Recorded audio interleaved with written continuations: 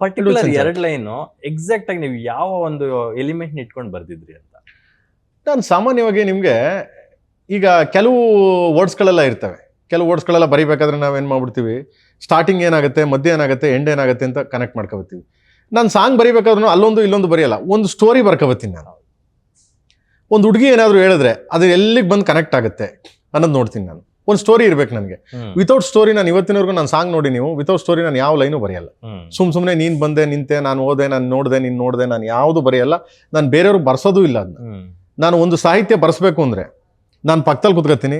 ನನಗೆ ಒಂದು ಮ್ಯಾಕ್ಸಿಮಮ್ ನನ್ನ ಹತ್ರ ಸಾಂಗ್ ಬರೀಬೇಕು, ಯಾರೇ ಬರೀಬೇಕು ಅಂದರೆ ಮಿನಿಮಮ್ 1 ತಿಂಗಳಾದರೂ ಬೇಕು ಒಂದು ಸಾಂಗ್ ಬರೀಬೇಕಂದ್ರೆ. ಯಾಕೆಂದರೆ ನಾನು ಫಸ್ಟು ಪಲ್ಲವಿ ಬರ್ಕೊಡ್ತೀನಿ, ಪಲ್ಲವಿ ಬುನಾದಿ ಹಾಕೊಟ್ಬಿಡ್ತೀನಿ ನಾನು ಕಂಪೋಸಿಂಗ್ ಮಾಡ್ಬೇಕಾದ್ರೆ. ಅದ್ರ ಮೇಲೆ ಅವ್ರು ಬರೀಬೇಕು. ಈ ಪಲ್ಲವಿನ ಚೇಂಜ್ ಮಾಡು ಅಂತ ಹೇಳ್ತೀನಿ, ಇದನ್ನೇ ಇಟ್ಕೋಬೇಡ, ಇದಕ್ಕಿಂತ ಏನಾದರೂ ಬೆಸ್ಟ್ ಬಂದರೆ ಚೇಂಜ್ ಹಾಕೋಬಿಡು ಅಂತೀನಿ. ಸೊ ನಾನು ಈ ಥರ ನನಗೇನಂದರೆ ಒಂದೊಂದು ಲೈನು ಒಂದೊಂದು ಕತೆ ಬೇಕು ನನಗೆ. ಸೊ ಅದಕ್ಕೆ ಅದನ್ನು ಅದೇ ಥರ ಕನೆಕ್ಟ್ ಮಾಡಿದೆ.